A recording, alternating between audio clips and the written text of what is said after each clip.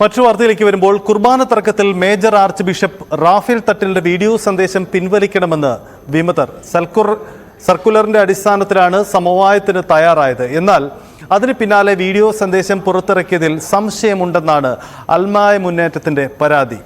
വിമത വൈദികരും അൽമായ മുന്നേറ്റവും യോഗം ചേർന്ന ശേഷം തീരുമാനം പ്രഖ്യാപിക്കും. കുർബാന അർപ്പിക്കാൻ തയ്യാറാവാത്ത വൈദികർക്കെതിരെ നടപടി ഉണ്ടാകുമെന്നായിരുന്നു വീഡിയോ സന്ദേശത്തിൽ മേജർ ആർച്ച് ബിഷപ്പ് വ്യക്തമാക്കിയത്. ഡാനി ഇപ്പോൾ ചേരുന്നു. ഡാനി, സഭയിലുണ്ടായ തർക്ക വിഷയങ്ങൾക്ക് ഒരു പരിഹാരം ഉണ്ടായി എന്ന് കരുതപ്പെട്ടതാണ്. പക്ഷേ ഈ വീഡിയോ സന്ദേശത്തിനെതിരെ വലിയ പ്രതിഷേധമാണോ ഇപ്പോൾ ഉയരുന്നത്? തീർച്ചയായും വീഡിയോ സന്ദേശത്തിനെതിരെയാണ് നിലവിലുള്ള ഒരു പ്രതിഷേധം. അതേസമയം വന്നിരിക്കുന്ന സർക്കുലർ അതിനെതിരെ വലിയ രീതിയിലുള്ള ഒരു പ്രതിഷേധങ്ങളില്ല. കാരണം അതൊരു സമവായത്തിന്റെ മുഴുവൻ സൂചനകളും നൽകുന്നതാണ് എന്നതാണ്.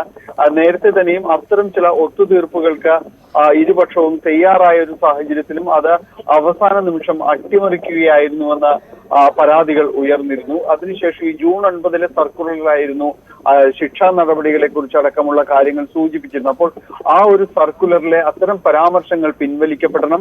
മറിച്ച് കുർബാന ഏകീകരണം സംബന്ധിയായ വിട്ടുവീഴ്ചകൾക്ക് ചില രീതിയിൽ, അതായത് വിശേഷപ്പെട്ട ദിവസങ്ങളിൽ ഞായറാഴ്ചകളിൽ ഉൾപ്പെടെ അർപ്പിക്കുന്ന കുർബാനകളിൽ ഒരെണ്ണം ഒരെണ്ണം ഏകീകൃതമാകാൻ തങ്ങൾ തയ്യാറാണ് എന്ന രീതിയിലേക്ക് സമരസപ്പെട്ടു വരികയായിരുന്നു. പക്ഷെ അത് അട്ടിമറിക്കപ്പെട്ടു എന്നുള്ള രീതിയിലുള്ള പരാതികൾ ഉയർന്നിരുന്നു. വീണ്ടും ഇത് സംബന്ധിയായ ചർച്ചകൾ നടന്നു. അതിനുശേഷമാണ് പുതിയ സർക്കുലർ വന്നിരിക്കുന്നത്.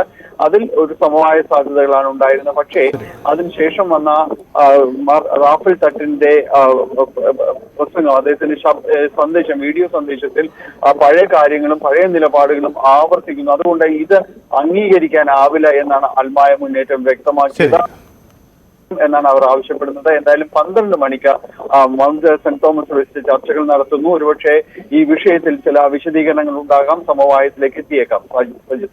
അതായത് സമവായ നീക്കം പൊളിയുമോ എന്ന പ്രധാനപ്പെട്ട ചർച്ചകളാണ് നടക്കുന്നത്.